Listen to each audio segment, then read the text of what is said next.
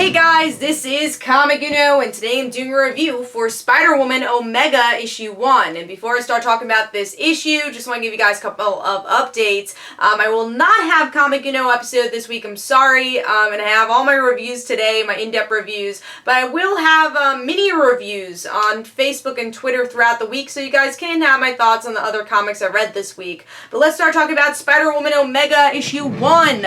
So, this is the last part of the Spider-Woman crossover, which I think started out a little weak, but really, throughout the whole entire series, ended strongly. And let's see if the actual conclusion was a strong one.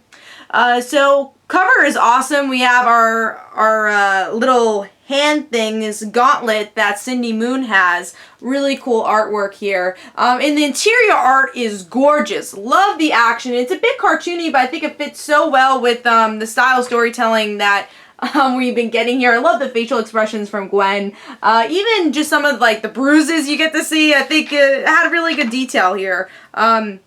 Here's an example of that with the fighting here. Great choreography throughout the artwork too. I would say my only negative towards the artwork was probably saying that Cindy looked a lot like Jessica in the beginning. I'm like, wait, why is Jessica giving this phone call? Did Jessie betray them? Did I miss an issue?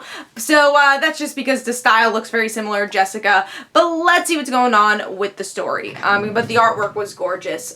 So with the story, we get to see Cindy Moon of Earth 65 have, again, this gauntlet that could change into so many awesome things. I love how creative this book was. You get the Rhino, Dr. Octopus. It was just amazing creative fight we have here, where Cindy first fights Jessica, and Jessica, holds her own, but she needs her team. Cindy comes in and is like this big Captain America robot thing going on, and, she holds her own also, and it's up to Gwen, who doesn't have her abilities right now, to defeat the person who created her. And at first she's like, oh my god, I can't punch, I don't really know martial arts, I just had super strength, and that's it, and it looks like she's down, but she does get her powers right in the end of the fight, and she's able to save her team, and they win. And by the end, we have our characters, our Spider-Woman, hanging out and just having fun. We see the aftermath of Cindy Moon of Earth 65, and Cindy Moon of 616 sends a little care package there, which I love. They made a little Surge joke.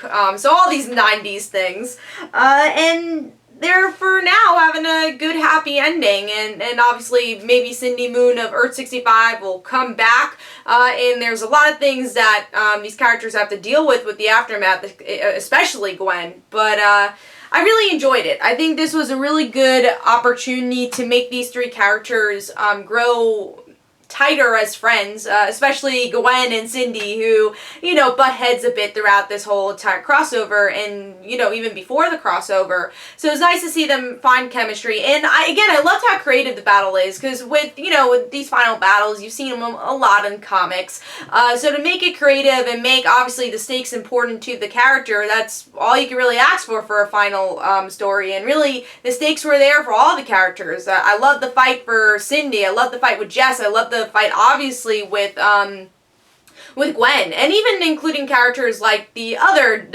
Jesse, who is part of Earth 65. I liked his story and what they introduced with him. Hopefully we can see him in the Spider-Gwen series a bit more. I want to see more of his story. And I thought Cindy Moon of Earth 65 was a really great villain, someone who was a little ominous in the beginning. I'm like, she was a little two-dimensional, but then, especially this issue, you get some real good dimensions where Jess says, you provided your own bunker because no one else cared enough to put you in one. So I love that idea of the bunker, and obviously the paralyzation of Cindy 616 and Cindy 65.